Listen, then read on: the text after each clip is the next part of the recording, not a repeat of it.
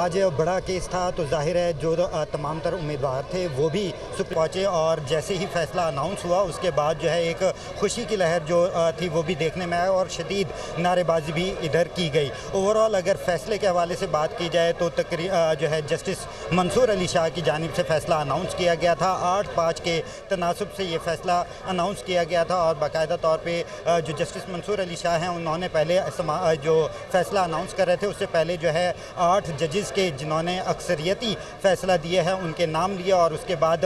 جو ہے Peshawar high court اور الیکشن کمیشن کا جو فیصلہ تھا اس کو جو ہے کالعدم قرار دیا۔ اس کے ساتھ ساتھ عدالت نے یہ بھی کہا کہ الیکشن کمیشن کی جانب سے جو ہے 80 امیدواروں کا جو ہے وہ ڈیٹا فراہم کیا گیا تھا، اور عدالت نے یہ بھی کہا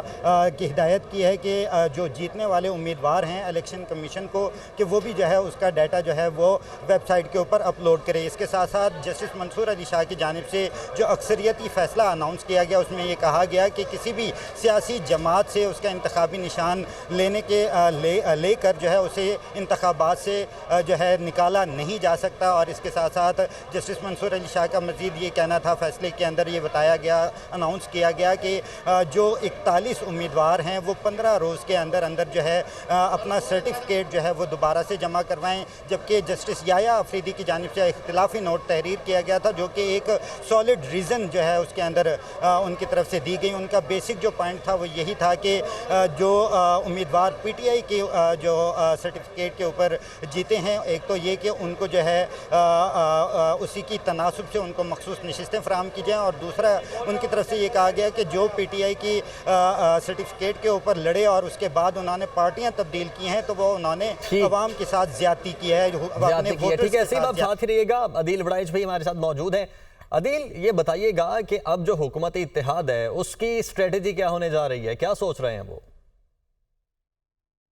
اب سے کچھ دیر بعد لا منسٹر جو ہے وہ پریس کانفرنس کرنے جا رہے ہیں اور وہ اپنا اگلا لائحہ عمل بتانے جا رہے ہیں۔ ابھی تک ذرائع نے کنفرم کیا ہے کہ حکومت جو ہے اس حوالے سے نظر ثانی میں جاری ہے، اور لا منسٹر جو ہیں وہ ان جو فیصلے کے بعد وہ جو امپلیکیشنز ہیں ان کی جانب توجہ دلانے جا رہے ہیں کہ اس کے بعد آئین کی جو شقیں ہیں، خاص طور پہ جو 51 ہے، کیونکہ سنی اتحاد کونسل جس نے ڈائریکٹلی پارٹیسپیٹ ہی نہیں کیا تھا، پھر پاکستان تحریک انصاف جس نے وہ پروسیس جو ہے وہ دن گزار دیے، اور اس کے بعد اب انہیں یہ ریلیف دیا گیا ہے، اور اب دوبارہ سے ان سے مخصوص نشستوں کی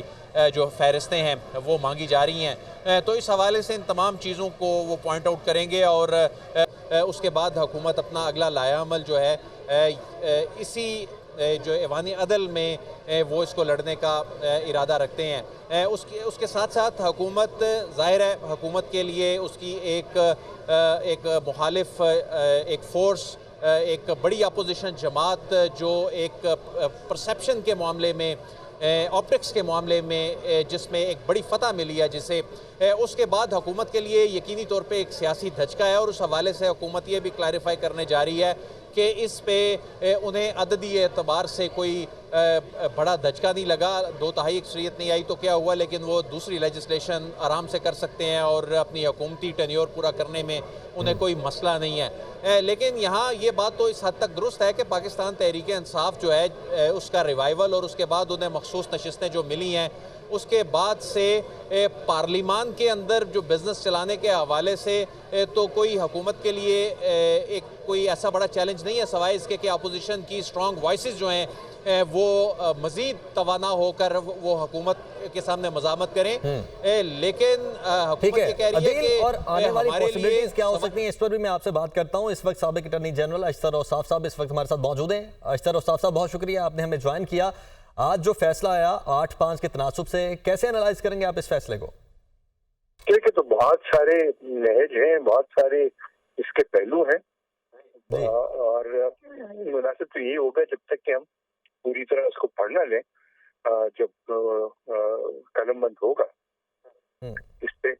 لیکن سر، اس میں جو کچھ بنیادی باتیں ہیں، سب سے پہلی بنیادی بات تو یہی کہ پاکستان تحریک انصاف کو اس کی اپنی اصل حالت میں بحال کر دیا گیا ہے، اور ان کو جو مخصوص نشستیں ہیں وہ بھی ملیں گی۔ دیکھیے، آپ نے دیکھا ماضی میں بھی پولیٹیکل پارٹیز کے ساتھ کھلواڑ ہوتا رہا۔ مسلم لیگ ان آپ کے سامنے ہے کس طریقے سے اس کو ریڈیوس کر دیا گیا into nothing, and it came back, है ना. So یہ جو چیزیں ہیں یہ ان کا کوئی نہیں ہوتا. اصل چیز جو ہے وہ یہ ہے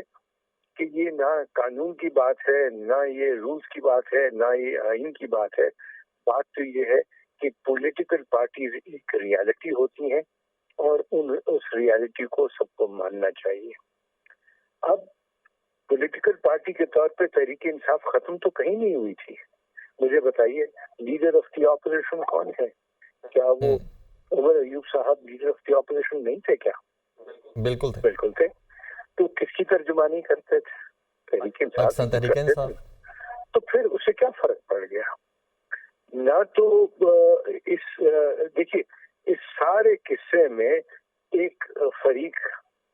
جس کا نام ہے سنی اتحاد کونسل، وہ کلیمنٹ تھی نا ان سیٹوں کی، ہے نا؟ ایسا ہی ہے. اگر ایسا نہیں ہے تو مجھے بتا دیجئے کہ سیٹیں تو وہ کلیم کر رہے تھے اور ان کی بات جو ہے اس کو نہیں مانا گیا، اور جو سیٹیں کلیم نہیں کر رہا تھا اس کو دے دی گئی. تو یہ چمبے کی بات نہیں ہے کیا؟ یہ کچھ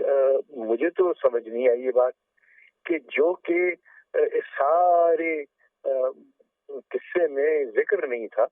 یہ اس طرف کس طرح چلا گیا. تو میں ذاتی طور پہ اس وقت تک تو ایک ایسی صورتحال میں ہوں جہاں پہ مجھے اس ساری ججمنٹ میں کوئی ایسی بات نظر نہیں آ رہی جس سے ابہام ختم ہو، بلکہ شاید کنفیوژن بڑھ گئی. یہ ضرور ہے